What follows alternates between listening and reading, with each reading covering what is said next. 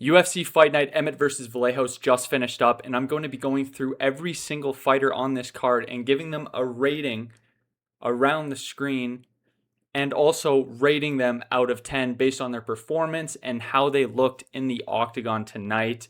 There were some weird ones. We had an absolute emoting masterclass. We had one of the quickest guillotine taps of all time. And we also, in my eyes, saw a future champion in the UFC tonight. And I gotta say, this was a great card for an Apex night. So many good fights, some not so good, but we'll go through everything right now. The first tier list, and arguably the worst one, is you have to be good at something in women's MMA. We had a couple women on this fight on this fight night card that I honestly think aren't that good at anything. Tough to say. I don't want to, no disrespect here, but maybe pick something to be good at and you could win some of these women MMA fights. You know what I mean? So first up, we got Sam Hughes. Not the best performance from her tonight. Not the best. Pitter-pattering shots on the outside. Didn't work any takedowns. Didn't really have any success anywhere. Lost pretty handedly to Rodriguez. 2 out of 10 performance from me. Next up, we got Montserrat Rendon. The only chance she had was on the feet, and she got knocked down in the first 30 seconds and beat up bad. That's a 0 out of 10 performance. You got to be good at something. Next up, we got Amanda Lemos. Now, some could argue Amanda Lemos has good striking, and she does, but it's not effective. It doesn't slow anyone down. It doesn't push anyone away from her to stay out of grappling situations. She still ends up getting controlled the entire fight. You got to be better than that. 3 out of 10 performance from Amanda Lemos. She probably won a round. She did win a round, 29-28, probably Robertson. You got to work on that defense, especially in the grappling side of things. You got to figure that out. Next up, easy category. Good win, go next. These are fighters who won and just need to focus on their next fight. You know, get right back in there. Let's keep this shit going. First up here, Rodriguez. Good performance tonight against Sam Hughes. Got it done, landed big shots, beat her up pretty bad, had success almost everywhere. She was expected to be better on the ground. She was, but she was also better on the feet. She also had better striking. Great performance from her, 7 out of 10. Next up, we got Elijah Smith. Good performance from him. He's young. He was fighting a step up in competition, I would say. He beat him pretty handedly. He got taken down. He got back up. He got some more experience in the octagon, and that's what we need to do with these young fighters who are up and coming. Good win, go next. 8 out of 10 from him. He looked really good in there. Next up, we got Vitor Petrino. Arguably, not a great performance, but better than Stephen Asplund. If Asplund was any other heavyweight who had power in his hands, Vitor Petrino's going out cold. Out cold. He was rocked so many times in this fight, and Stephen Asplund just didn't have the athleticism. He didn't have the power to put this guy out. Finish the job out there. You got to be better than that. Obviously, Stephen Asplund, he's a bit of a pit-pat heavyweight, but still, you got to have that finishing potential. You got to figure it out at heavyweight. Nonetheless, Vitor Petrino, good win, go next. Good win, go next. Let's keep this guy going. He's in the heavyweight division now. I like him better there than I did in the light heavyweight division. He needs another opponent quick. Let's go. 6 out of 10 from him. Next up, this category is I Do Not Stop. Cardio machines. Merab Dvalishvili is the king of this category. He runs this category. And tonight we saw Hector Souza with a beautiful cardio performance, winning his fight pretty handedly. I would say it was 30-27. Some could argue 29-28. I don't know why. I can't even think of who his opponent is, but we'll get there. Luan Lacerda. There we go. But Hector Souza, this guy just doesn't stop, man. He's a fucking marauder. He walks you down. He beats you up. He's constantly threading submissions. He scrambles to his feet beautifully. He did a great job in there. 7 out of 10 performance from him. Who you smiling at now? Bolajai Oki, who the fuck you smiling at now, boy? Because you should not be smiling when you're getting pieced up on the feet. Because you know what happens to guys smiling when they're getting pieced up on the feet? They're not smiling no more, boy. And they're sleeping. Out cold. Put out cold by Manuel Souza. We all saw this coming. If you didn't see this coming, what are you actually doing? Bolajai Oki has no head movement, gets himself into crazy swinging firefights. He's got to reel that in. He's got to figure that out. He did have some success. He got a few takedowns. He rocked Sosa a few times in this fight, but that's because they're both kind of wild animals in there. I mean that in a great way. Very entertaining fight. That's why he gets some extra points here on the scale. He did have some success, a 4 out of 10 performance from him. Takedowns have to mean something. There was a few guys on this fight that took you down and didn't do anything, or their opponent just got back up. They got zero control out of it, and they just wasted a bunch of energy throwing this guy to the ground for nothing, right? First up, Luan Lacerda. He put on a pretty good performance against Hector Souza. Not good enough, though. Not good enough. If he was able to get some control with those takedowns, other than just getting elbowed, getting threatened with submissions, and then his opponent, Hector Souza, scrambling back up to his feet, he may have had a bit more success. Takedowns have to mean something. 5 out of 10 performance from him tonight. Next up, we got Yu Su Young. He got takedowns on Elijah Smith. Elijah Smith got right back up. Right back to his feet. You got to have some control on your opponent. You can't be letting them hop right back up like that. Let's reel that in. 2 out of 10 performance from you. You really had no success anywhere. Few takedowns, zero control. Figure that out. Smudgers of the night. This kind of ties off the last category. Takedowns need to mean something. But this is guys who have that control potential. They have that control ability. And they hold you down and do fuck all. Nothing. These are fighters who Islam Makhachev and Khabib Nurmagomedov would absolutely suck off. Okay? And I mean that in the best way. Like, that's a good thing for these guys. Smudgers of the night, Eric Anders. Good retirement fight. He gets the job done against Brad Tavares. Shit fight. I'm happy he's done. Unk status, for sure. Shit fight in a way where it was very unskillful. It was just kind of Unks throwing down, which it was fun to watch. Not very technical, not very skillful. Nonetheless, good career from him. You know, he had a lot of good fights. He had a lot of shit fights. It's the name of the game, right? Smudger of the night, Eric Anders. We also have Myktybek Orolbai. Poor Chris Curtis, man. Poor Chris Curtis. I don't know if he landed a strike. It was a tough watch. He was fighting for his life out there and just continuously getting taken back down, held there, getting back up, taken back down. Exhausting. I know he's whining about it right now to Sean Strickland. I know he's pissed. Really tough to watch, but I also fucking hate Chris Curtis, so I loved every second of it. Myktybek Orolbai, though, big time smudger. Big time smudger. Next up, Jillian Robertson. Yeah, you beat Amanda Lemos, but everyone does. And you look terrible on the feet, I gotta say. One of the worst striking I think I've ever seen in the UFC. Like, we're talking Juliana Pena. No head movement, just running down, you know? Reel that in. Figure that out. I don't want to see that again. But you worked the takedowns, you got the control, you got this job done. 5 out of 10 performance, okay? Not too bad. No fight IQ. For a 38-year-old vet, Brad, how don't you find that finish in round 2? You dropped Eric Anders bad. You got on top of him. And instead of landing ground and pound shots to try to finish this fight, you just go for a random one-off submission? 2 people did that tonight, and they're both in this category because of it. Disappointing, Brad. Find that finish. You're the only fight I got wrong. Unk status. Only fight I got wrong on this whole card. I went 13-1. This guy could have got the finish in round 2. No fight IQ. You're 38. How many times have you been in the octagon? Figure it out. Next up, we got Manuel Souza. Another guy he dropped. Who is his opponent? Bolajai Oki. Dropped him bad. Round 2, I think? Round 1. It was round 1. Probably a round that Oki won. Actually, I would give it to Sosa because he landed more damage and Oki got a takedown and did nothing. So basically what happened, Manuel dropped Oki badly. Didn't get a finish, grabbed onto Kimura, wouldn't let it go. Got reversed, Oki got on top, he still didn't let go of it, and then Oki just kind of controlled him on the ground as he's holding onto a Kimura that's not even deep anymore. It was close, he almost had it, but it's like, at what point do you gotta let go of that submission and drop some elbows on this guy's fucking dome? You know what I mean? Like, let's get this fight over with.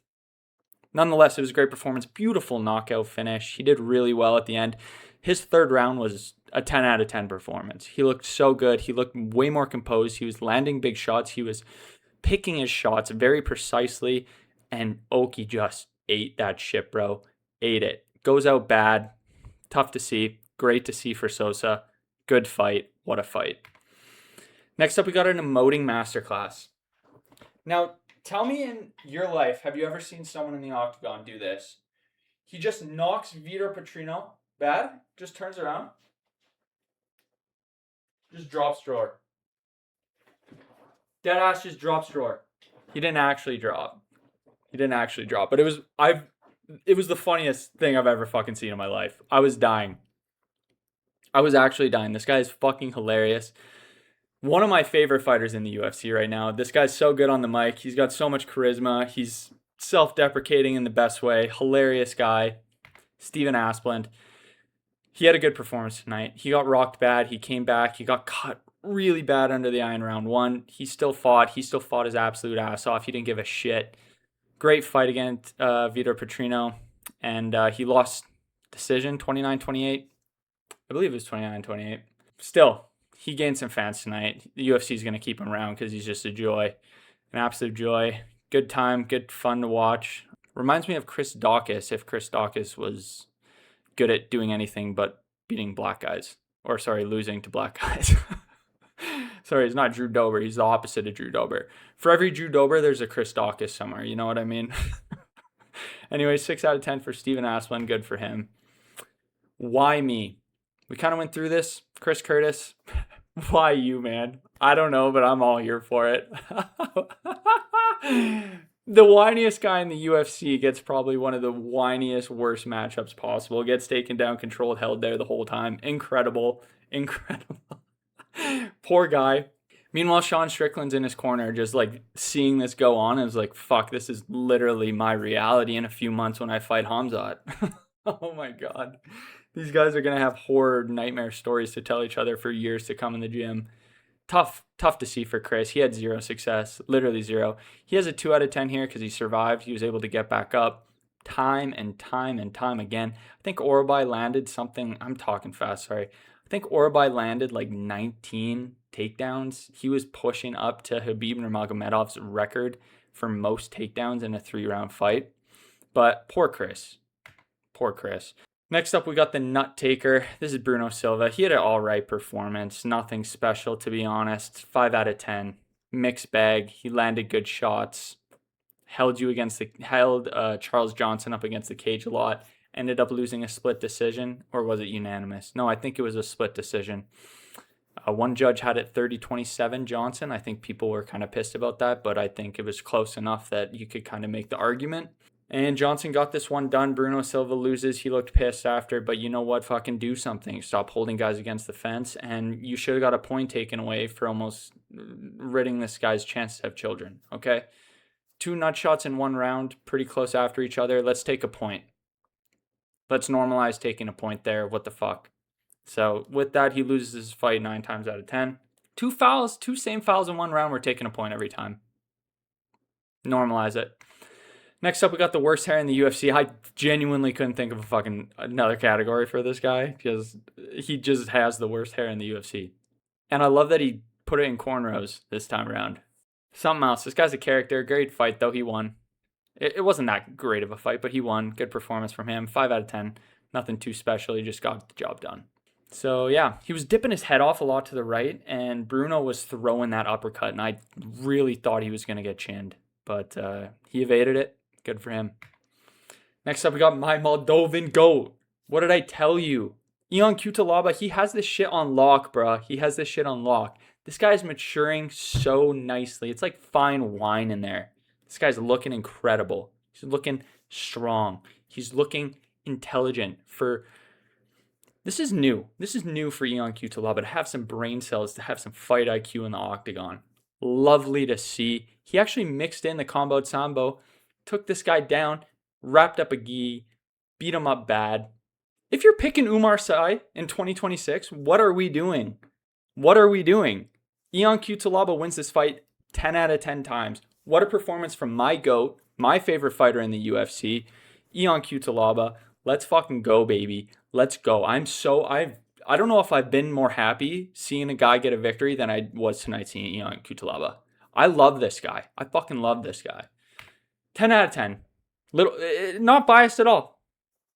Not biased at all, okay? Now we got the quickest ghillie tap of all time, and that goes to Umar Sy. 1 out of 10 performance from him. Relatively big betting favorite, tapped out from a ghillie within a second and a half of it being in. Who taps that fast to a ghillie? Umar Sy. Fastest ghillie tap of all time, 1 out of 10 performance, very poor, had no success. And my Moldovan goat comes out on top. Life on the line category. This goes to Harry Hardwick, man. He fought his absolute fucking ass off in there. In my opinion, giving himself another shot in the UFC, giving himself another chance to fight. I don't think they cut him after that performance. His jaw was... That second round, he took 10, 15 punches, just boom, boom. But he was still swinging back. He was still fighting back. He never gave up on himself. It didn't even look like he was getting phased by these shots. And they were nasty, big, meaty hooks from Rahiki. And he had his moments in there where he wobbled Rahiki, man. So I give him a 6 out of 10 performance just by heart, just by knowing that he needed a win here. And just putting it all on the line, putting his life on the line. Broke his jaw, had to hang it up on the stool in round 2, the intermission of round 2. Intermission? What do they call it? In between round 2 and 3. I don't know. What do they call that shit? Okay, but anyway, what a performance. I love this guy. I think he's all heart. He's all grit. Keep him in the UFC. He doesn't deserve to be cut. I give him a 6 out of 10 for that. I will get Chen's chin sooner than later. Marwan Rahiki is going to go out cold within 2 fights. Maybe even his next fight. If he gets hit by anyone who has power, he's going to sleep. He throws these telegraphed kicks up high to the body, to the legs, with his chin literally leading the way. He's going out cold soon, very soon. Harry Hardwick almost did it to him. His last fight on the Contender Series, his opponent almost did it to him. This guy's going to get absolutely chinned badly. Someone's going to get a highlight reel off of this guy. But he got it done, and he looked pretty good in there. Landed big shots on Harry Hardwick. 7 out of 10 performance. Good win for Rahiki. Officially crafty vet status, Andre Fili. What a great round 1 from him, dropping Jose Delgado bad. But he was tough to figure out. Jose Delgado made some pretty extreme adjustments and did very, very well in the second and third round, winning this fight.